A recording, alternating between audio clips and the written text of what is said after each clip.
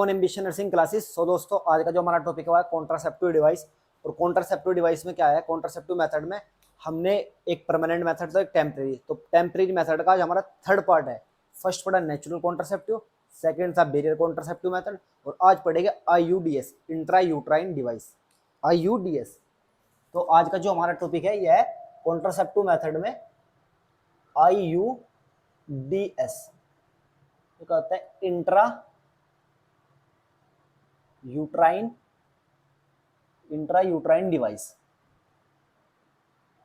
Intrauterine device का मतलब क्या होता है कि यूट्रस के अंदर इंप्लांट करना है किसी चीज को, यूट्रस के अंदर इंप्लांट करते हैं जब हम कॉन्ट्रासेप्टिव को, उसी को बोलते हैं आईयूडीएस, इंट्रा यूट्राइन डिवाइस।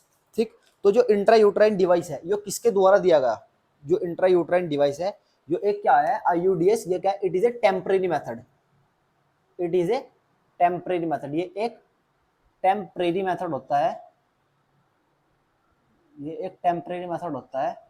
और किसके द्वारा दिया गया है, ये दिया गया ग्राफनबर्ग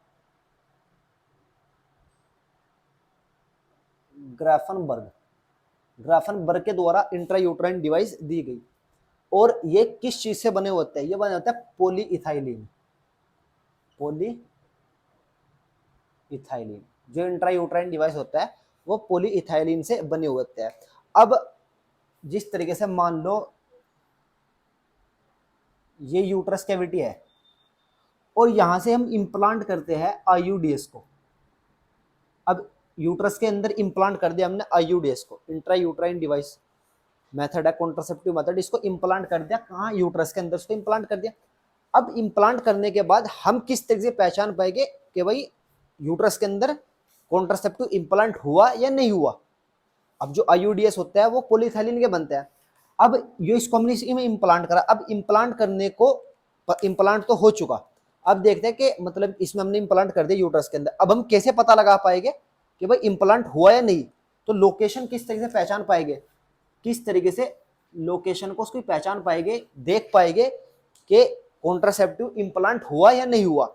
तो इसके दो मेथड होते हैं, इसको पहचानने के दो मेथड होते हैं, इसको पहचानने के दो मेथड होते हैं। एक तो मेथड होता है थ्रेड, और एक दूसरा होता है बेरियम, इसके दो मेथड होते हैं। इंट्रायूट्राइन डिवाइस को पहचानने के दो मेथड होते हैं। जब भी हम कोई कॉन्ट्रासेप्टिव यूट्रस के अंदर इंप्लांट करते हैं, वो इंट्रायूट्राइन डिवाइस होता है, वो पॉलीथाइलिन के बने होते हैं। अब उसको पहचानने के दो तरीके हैं कि जब भी इंप्लांट करेंगे तो उस डिवाइस के, जिस तरीके से ये डिवाइस है, ये डिवाइस है, इसको हमने इंप्लांट कर दिया, यूट्रस के अंदर इंप्लांट कर दिया, तो यहाँ पर एक वजाइना के पास एक थ्रेड दिखेगी हमको, तो थ्रेड से पहचान पाएंगे। एक थ्रेड होती है मतलब रस्सी सी मान लो इसको, तो इस तरीके से पहचान पाएंगे। अगर थ्रेड हमको वेजाइना पे दिख रही है तो हम पहचान पाएंगे कि भाई इंट्रायूट्राइन डिवाइस का यूज कर दिया है ये लेडी, ये फीमेल इंट्रायूट्राइन डिवाइस का यूज कर दिया, उस थ्रेड की मदद से पहचान पाएंगे। दूसरा क्या होता है बेरियम। अब बेरियम से किस तरीके से पहचान पाएंगे, एक्सरे से पहचान पाएंगे। जिस तरीके से जो हमने क्या लिया, यो इंट्रायूट्राइन डिवाइस ली, अब इसकी जो कवरिंग, जिस तरीके से यो है जो पॉलीथाइलिन से बनता है, अब इसकी एक कवरिंग होती है यहाँ पर, इसको एक मेम्ब्रेन कवर अप करके रखते हैं जिसको बोलते हैं बेरियम, तो यहाँ पर इंप्लांट कर दे, इसको यूट्रस के अंदर आ गए, इंप्लांट कर दे, इंट्रायूट्राइन डिवाइस होगी।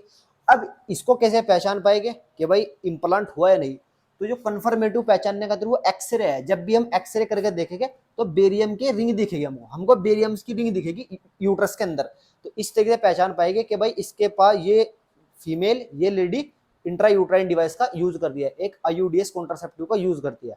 तो इसी तरीके से जो इंट्रायूट्राइन डिवाइस होते हैं वो यूट्रस के अंदर इंप्लांट करते हैं, वो पॉलीइथाइलिन के बने होते हैं, और एक टेम्परेरी मेथड होता है।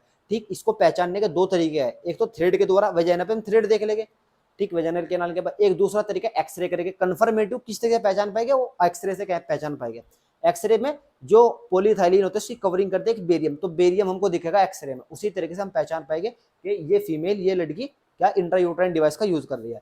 ठीक, इसी तरीके से जो दूसरी चीज है इसके अंदर के जो इंट्रायूट्राइन डिवाइस होते हैं वो कितने टाइप का होता है, type of intrauterine device, types. अब जो टाइप्स होते हैं आईयूडीएस के कितने टाइप होते हैं, बेसिकली जो आईयूडीएस के टाइप होते हैं वो टू टाइप होते हैं। आईयूडीएस के टू टाइप होते हैं, एक तो होता है ओल्ड वाला और एक होता है न्यू वाला, एक ओल्ड एक न्यू। जो ओल्ड में आता है, जो ओल्ड के अंदर आता है वो आता है first generation, first generation IUDS। इसमें आता है second and third generation, second and third generation आता है इसके अंदर। इसके अंदर आता है फर्स्ट जनरेशन ओल्ड के, और न्यू के अंदर आता है सेकंड और थर्ड जनरेशन। अब जो ओल्ड है उसके अंदर क्या आता है, ओल्ड के अंदर आता है, ओल्ड के अंदर आता है जो एक नॉन मेडिकेटेड होता है, नॉन मेडिकेटेड मतलब कोई मेडिसिन वगैरह नहीं होती, और ये पॉलीइथाइलिन से बनते हैं, पॉलीइथाइलिन के बने होते हैं। और जो सेकंड जनरेशन होता है वो होता है कॉपर, वो होता है कॉपर। और जो थर्ड जनरेशन होता है उसमें आता है हॉर्मोन्स, उसको हॉर्मोनल बोलते हैं। तो फर्स्ट जनरेशन पॉलीइथाइलिन का होता है, ये मेडिकेटेड होते हैं और ये भी मेडिकेटेड होते हैं, ठीक। फर्स्ट जनरेशन में क्या आता है, पॉलीइथाइलिन, सेकंड जनरेशन में कॉपर, और थर्ड जनरेशन में आता है हॉर्मोन्स। तो इसी तरीके से जो IUDS है,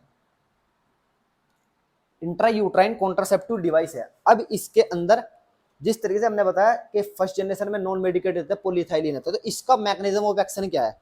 जो फर्स्ट जनरेशन का IUDS है, फर्स्ट जनरेशन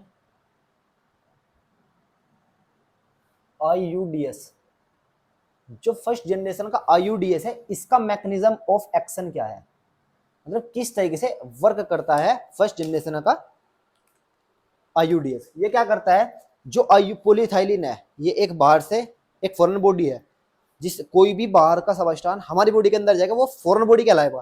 तो इसी तरीके से जो पॉलीइथाइलिन होता है वो क्या होता है, वो एक फॉरेन बॉडी होता है।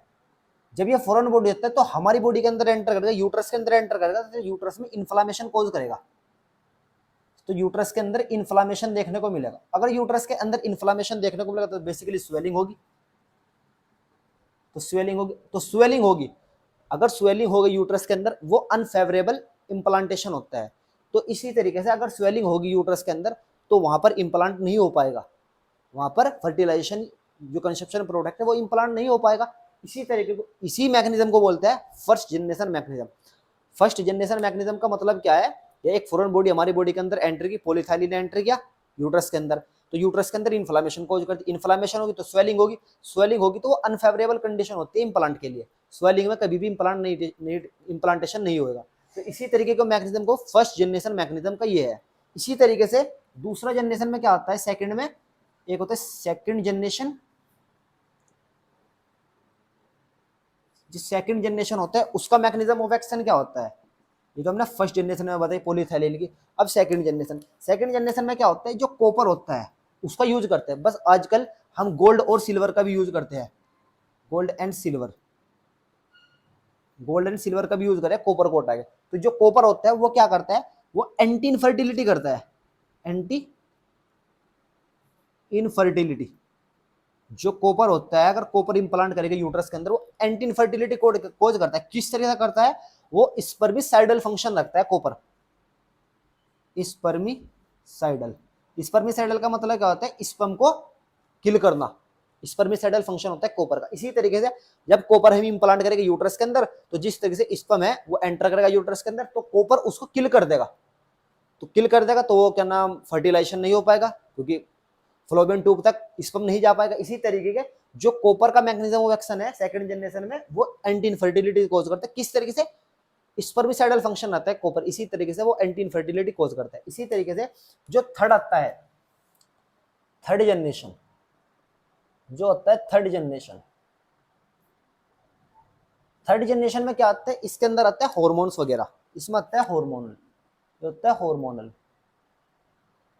इसका जो मैकेनिज्म ऑफ एक्शन है वह क्या होता है, इसका मैकेनिज्म ऑफ एक्शन जिस तरीके से, अब मान लो 0 से 28 डे की एमसी है, मेंस्ट्रुअल साइकिल, 14 डेज ओवुलेशन होता है। ओवुलेशन कब होता है, जिस तरीके से यहाँ से एस्ट्रोजन इस तरीके से चला और यहाँ पर आके एकदम सर्ज, एस्ट्रोजन लेवल सर्ज हो गया, यहाँ पर 40 डेज पर आके एस्ट्रोजन का लेवल इंक्रीज हो गया, सर्ज हो गया एकदम अचानक से, तो एकदम इम्प्लांट होएगा। तो इम्प्लांटेशन कब होता है? जब एस्ट्रोजन का लेवल अचानक से बढ़ जाना, जिसको बोलते हैं एस्ट्रोजन सर्ज, जिससे एलएच सर्ज होता है ना, इसी तरीके जब भी एस्ट्रोजन का लेवल अचानक से बढ़ेगा तो ओवुलेशन होगा। तो इसी तरीके से जो हार्मोनल थर्ड जनरेशन वाले हार्मोनल होते हैं वो क्या करता है, हार्मोन में क्या होता है, जो एस्ट्रोजन होता है उसको नहीं बढ़ाने देता। जिस तरीके से यहाँ पर आकर 14 डेज बाद वो क्या नाम, जो एस्ट्रोजन होता है वो इंक्रीज हो जाता है, हाई लेवल पे चला जाता है। बट अगर हम हॉर्मोन्स डिवाइस का यूज कर रहे हैं, हार्मोनल इंट्रायूटेराइन डिवाइस का यूज कर रहे हैं, तो जो एस्ट्रोजन है वो सिर्फ इसी लेवल में रहेगा, ये इस लेवल में यहाँ पर, तो इस लेवल में रहेगा, तो ओवुलेशन नहीं रहेगा। तो इसी तरीके से जो भी हम हार्मोनल इंट्रायूटेराइन डिवाइस का यूज करता है वो ए ओवुलेशन कराता है, ए ओवुलेशन। ए ओवुलेशन का मतलब है कि ओवुलेशन नहीं होने देगा। अगर ओवुलेशन नहीं होगा तो फर्टिलाइजेशन नहीं हो पाएगा। तो इसी तरीके के जो थर्ड जनरेशन के जो कॉन्ट्रासेप्टिव होते हैं, इंट्रायूटेराइन डिवाइस होता है थर्ड जनरेशन में, उसमें आता है हार्मोनल, हार्मोनल में क्या है, प्रोजेस्टेरोन हो गया, लिवोगेस्ट्रोन हो गया।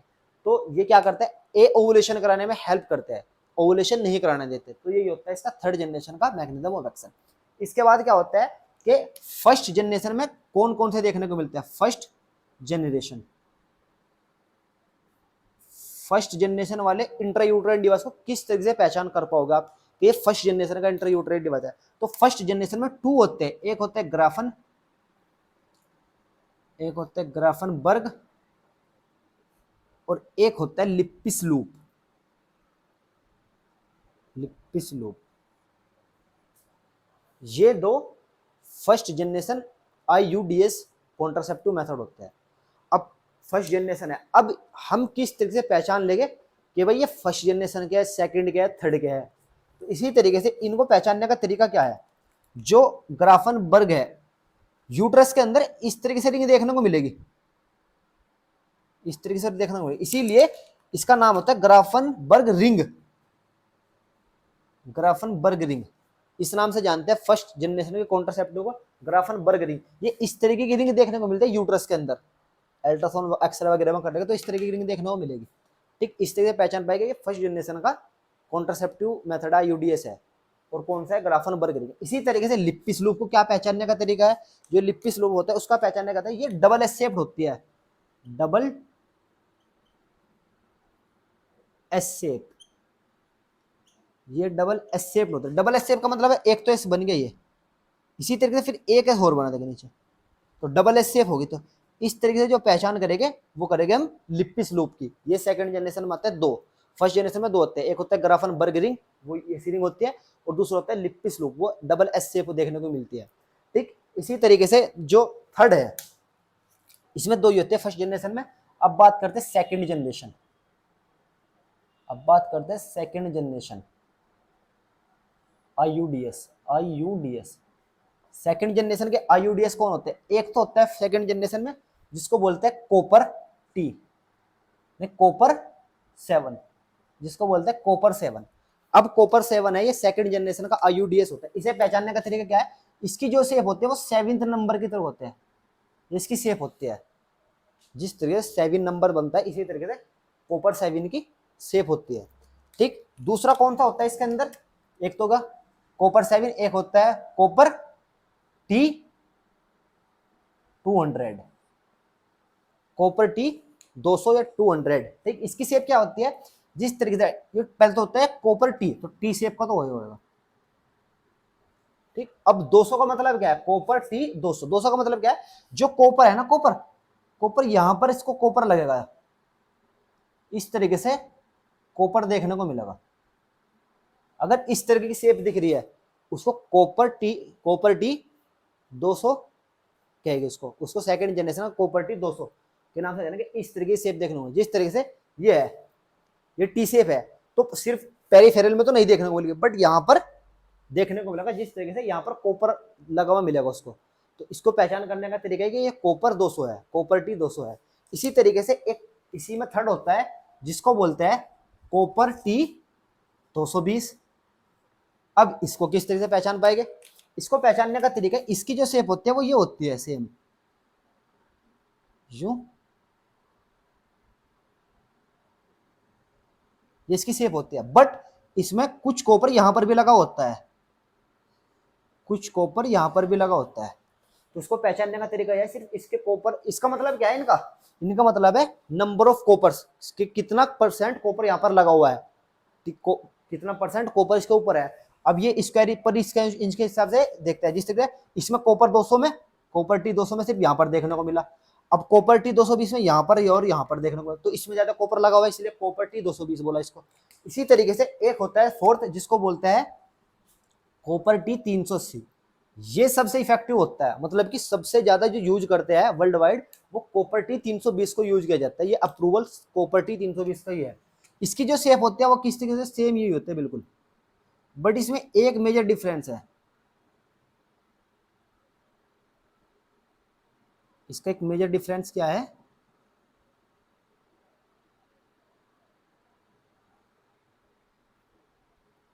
इसका एक मेजर डिफरेंस ये है कि जो कॉपर लगेगा ना बिल्कुल सेम ऐसा है, कॉपर टी 220 कॉपर टी 380। बस इसमें क्या है, जो ये गैप है, ये गैप है, इसमें गैप देखने को नहीं मिलने का।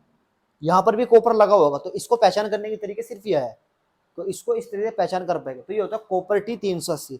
एक होता है मल्टीलोड कॉपर, फिफ्थ होता है मल्टीलोड कॉपर, एक होता है मल्टीलोड कॉपर। इसकी जो शेप होती है वो इससे पूछते हैं पहचाने, इसको पहचानने का तरीका यह है, ये इसकी शेप होती है मल्टीलोड कॉपर, ये इसकी शेप होती है। ठीक, फर्स्ट कॉपर 7 उसकी 7 शेप रहेगी, कॉपर टी 200 की इस तरीके से शेप रहेगी, कॉपर टी 220 की ये शेप है और कॉपर टी 380 की ये शेप है। इसको वर्ल्ड वाइड अप्रूवल मिलेगा, सबसे ज्यादा यूज होने वाला यही है, ये सबसे इफेक्टिव है कॉपर टी 380। और मल्टीलोड कॉपर ये इस तरह की शेप देखने को मिलेगा। तो हमें कुछ पहचानना है स्ट्रक्चर आगे के कॉपर टी 380 की स्ट्रक्चर क्या है इन सब में, तो ये पहचानने का तरीका ये है। ठीक, ये होता है सेकंड जनरेशन आईयूडीएस, ये होता है फर्स्ट जनरेशन। फर्स्ट जनरेशन में दो, एक ग्राफन बर्ग रिंग इसकी रिंग होती है और लिप्पिस लूप जिसकी डबल एस शेप होती है। ठीक, इसके बाद होता है थर्ड, जिसको बोलते हैं थर्ड जनरेशन आईयूडीएस, जिसको बोलते हैं थर्ड जनरेशन आईयूडीएस। एक बार इसको आप नोट डाउन कर लो,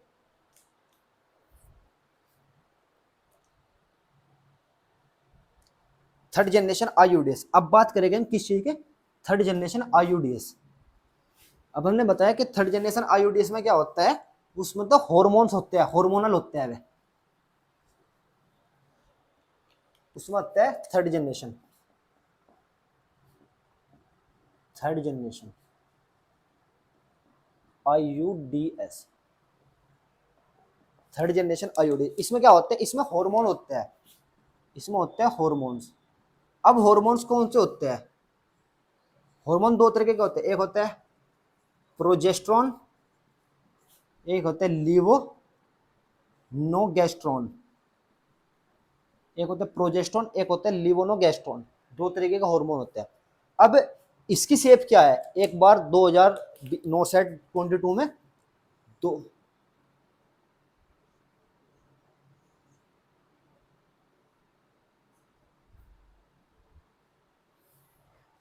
इसको जो पहचानने का तरीका है ये है, जो हार्मोन होता है यहाँ पर भरा होता है इसमें, ये क्या है, ये एक डिवाइस होता है आईयूडीएस डिवाइस होते हैं, इंट्रायूट्राइन डिवाइस होते हैं, इसके अंदर हार्मोन भरा होता है। नोटसेट 2020 के पेपर में आता है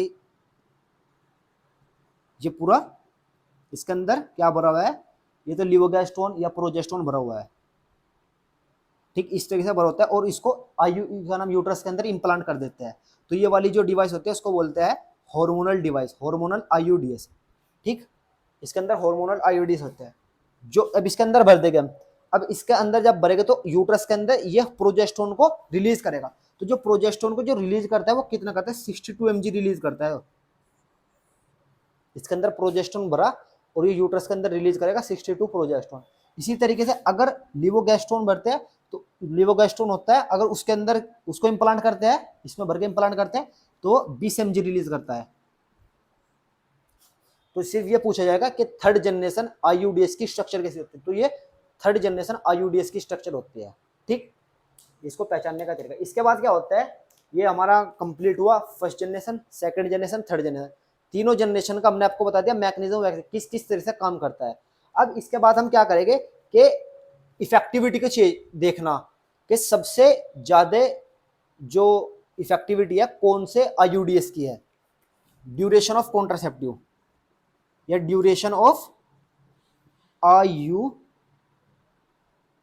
ड्यूरेशन ऑफ आईयूडीएस, सबसे ज्यादा कौन सा आईयूडीएस रहता है? तो जो बेसिकली जो आईयूडीएस होता है वो 4 से 5 ईयर तक रहता है। अगर एक बार यूज कर दो 4 से 5 साल तक करने की जरूरत नहीं है। बट अगर हम कॉपर टी 380 का यूज कर रहे हैं ना, तो उसकी 10 साल तक इफेक्टिविटी है। अगर एक बार हम कॉपर टी 380 का यूज कर लेते हैं तो 10 साल तक हमको आईयूडीएस का यूज करने की जरूरत नहीं है। ये सबसे ज्यादा इफेक्टिव होता है। ठीक, इसके बाद होता है ये जो हार्मोनल होते हैं, हार्मोनल आईयूडीएस होते हैं, हार्मोनल, इसका जो रेट होता है वो होता है 1 ईयर। इसकी जो रेट होती है वो होती है 1 ईयर। 1 साल तक हार्मोनल यूज में होता है। अगर हम हार्मोनल डिवाइस का यूज करें तो 1 साल के बाद उसका फिर दोबारा यूज करना पड़ेगा अगर हमको कॉन्ट्रासेप्टिव का यूज करना है। और जो आईयूडीएस का यूज करें वो आईयूडीएस का 4 से 5 साल होता है और कॉपर टी 380 का होता है 10 साल तक। तो सबसे ज्यादा जो वर्ल्ड वाइड यूज किया जाता है वो ज्यादातर तो बेसिकली आईयूडीएस ही करा जाता है। अगर जो भी कंज्यूम नहीं करना चाहेगा तो वो कॉन्ट्रासेप्टिव यूज जब भी करेगा जब कंज्यूम नहीं करना चाहेगा। तो सबसे ज्यादा होता है कॉपर टी 380। वर्ल्ड वाइड भी अप्रूवल इसी को मिला हुआ है कि सबसे ज्यादा इफेक्टिव यही होता है। तो यही आपका कंप्लीट हुआ कि कौन कौन से टाइम पे इसको यूज करना है, मतलब क्या इफेक्ट ड्यूरेशन ऑफ आईयूडीएस की क्या है। इसके बाद क्या है, आप एक बार इसको नोट डाउन कर लो। ठीक, इसके बाद क्या होता है, अब हमने बताया आपको कि ये इसके इफेक्टिविटी है, ड्यूरेशन ऑफ टाइम है। इसके बाद क्या आएगा कि अगर हम आईयूडीएस का यूज करेंगे तो उसके क्या क्या साइड इफेक्ट देखने को मिलेंगे।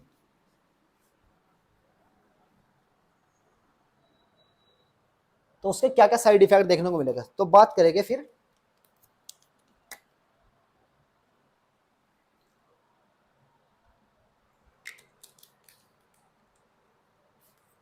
Side effect.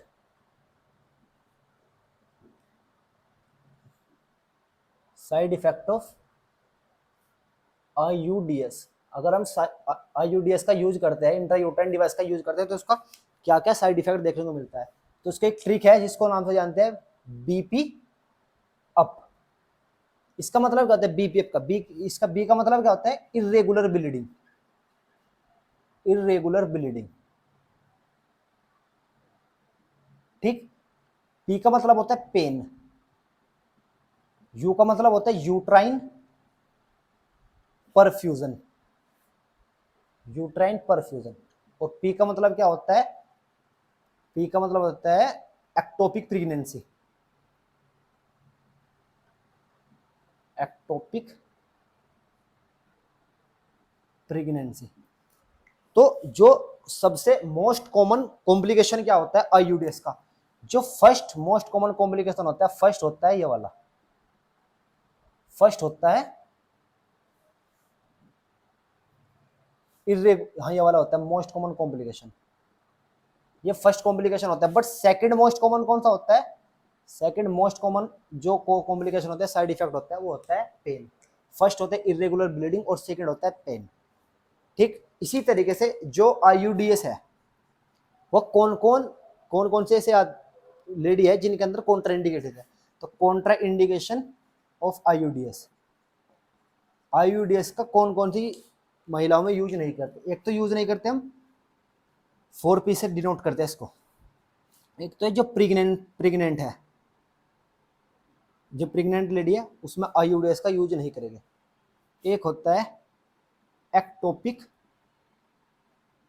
प्रेगनेंसी, एक एक्टोपिक प्रेगनेंसी में इसका यूज नहीं करेंगे। एक्टोपिक प्रेगनेंसी है और प्रेग्नेंट लेडी है, दो हो रहा है, वो भी आपको बताएंगे कौन से है वे दो।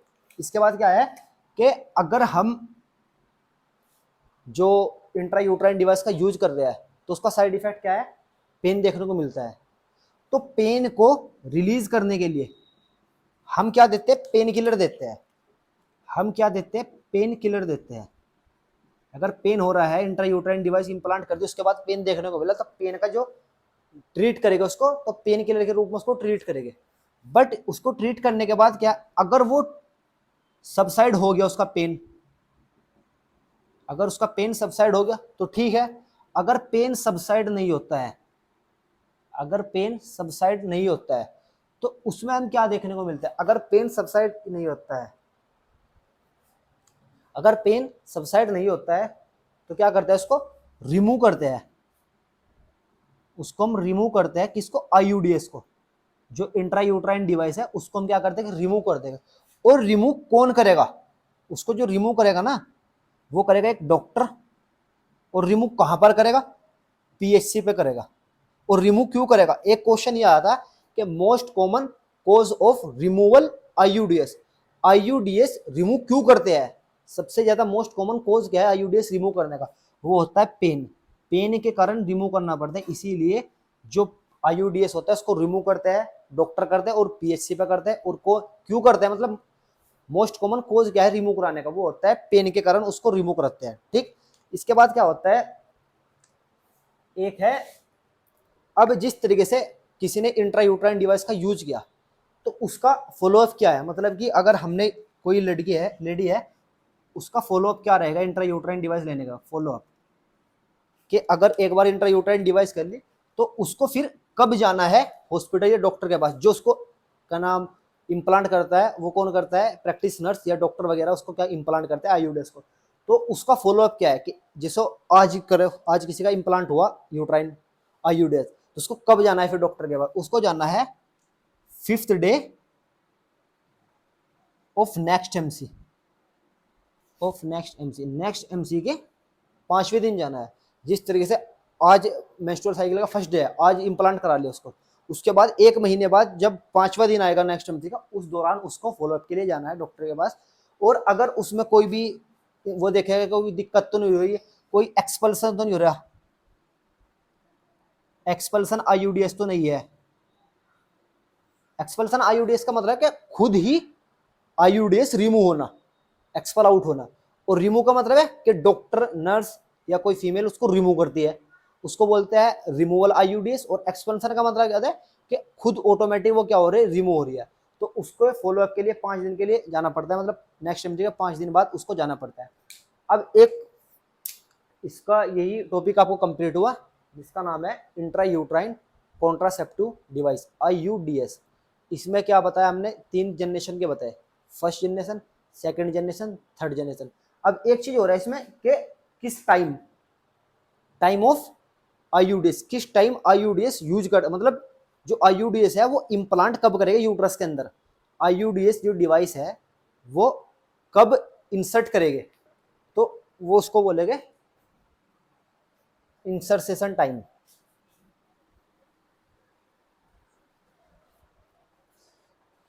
उसको बोलेंगे कि टाइम ऑफ आईयूडीएस यूज, किस टाइम पर आईयूडीएस को इम्प्लांट करते हैं, यूज करते हैं। मतलब कि मान लो कि अगर हम आईयूडीएस को इम्प्लांट करा रहे हैं, आईयूडीएस का यूज कर रहे हैं, तो किस टाइम पर यूज करते हैं उसको। एक तो होता है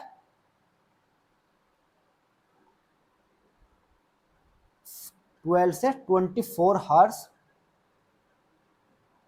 आफ्टर डिलीवरी, डिलीवरी के 12 से 24 घंटे हार उसको क्या इम्प्लांट करना है, क्योंकि जो होता है वो होता है क्या नाम, सर्वाइकल ओस होता है, सर्वाइकल होता है वो डायलेट होता है उस टाइम पे। एक होता है with in 42 days after delivery, after delivery के 42 डेज पर, 42 डेज के अंदर उसको इम्प्लांट करते हैं आईयूडीएस। तो इम्प्लांट करने का जो टाइम होता है 12 से 14 हार होता है। और एक होता है 42 दिन के अंदर उसको यूज करना आफ्टर डिलीवरी के। तो यही है इंट्रायूट्राइन डिवाइस आईयूडीएस क्या होता है, ये ग्राफेनबर्ग के द्वारा दिया गया और ये पॉलीइथाइलिन से बने होते हैं। ठीक, ये first generation, second generation, third generation, तीनों की तीनों आपको बताई। फर्स्ट जनरेशन का मैकेनिज्म ऑफ एक्शन क्या है, सेकंड का क्या है, थर्ड का क्या है, फोर्थ का, थर्ड का क्या है। अब पहचान करने का तरीका क्या है कि किस इसके स्ट्रक्चर के बेस पे उसको पहचान पाएगा। सबसे ज्यादा जो इफेक्टिव होता है वर्ल्ड वाइड अप्रूवल मिल रहा है कॉपर टी 380 को मिला हुआ है। अब एक क्वेश्चन इसमें है कि most common cause, most common complication या side effect of the IUDs use. IUDs अगर हम यूज करें तो उसका मोस्ट कॉमन जो साइड इफेक्ट है वो क्या देता है, वो देखने को मिलता है पेन, जो सेकंड मोस्ट होता है। फर्स्ट होता है इरेगुलर ब्लीडिंग, फर्स्ट कोज पूछेगा, ये सेकंड। तो बेसिकली जो सेकंड मोस्ट कॉमन होता है इसका, सेकंड मोस्ट कॉमन पेन होता है, फर्स्ट होता है इरेगुलर ब्लीडिंग। इसके बाद क्या होता है, अगर हम आईयूडीएस का यूज कर रहे हैं और पेन देखने को मिला तो पेन को सबसाइड करना, अगर पेन को सबसाइड करेंगे तो पेन किलर देंगे, पेन किलर से भी सबसाइड नहीं होता तो उसको रिमूव कराना पड़ता है। अगर रिमूव करा रहे हैं वो एक नॉर्मल प्रोसेस है कि डॉक्टर वगैरह क्यों करा रहे हैं उसको, क्योंकि पेन हो रहा है, पेन से रिलीफ कराने के लिए उसको रिमूव करा रहे हैं। तो रिमूव क्यों कराते हैं, पूछा गया क्वेश्चन कि रिमूव क्यों कराता है यूडीएस को, तो पेन से रिलीफ देने के लिए उसको रिमूव कराता है, पीएचसी पे कराता है और डॉक्टर करता है उसको रिमूव। ठीक, इसके बाद क्या होता है कि अगर किसी ने आईयूडीएस से एक बार यूज कर लिया तो उसको फॉलोअप में कब देना, नेक्स्ट एमसी के 5 दिन में, 5वें दिन जाना है। अगर नेक्स्ट एमसी आएगी उसके 5वें दिन जाना है, ब्लीडिंग फेज के दौरान ही जाता है, क्योंकि 3 से 5 दिन तक ब्लीडिंग फेज होते हैं, तो नेक्स्ट एमसी के 5वें दिन पर जाना है उसको फॉलोअप के लिए। ठीक, और किस टाइम पर उसको इंसर्ट कराना है, इंसर्टिंग टाइम क्या होता है आईयूडीएस का, 12 से 24 घंटे आफ्टर डिलीवरी और विद इन 42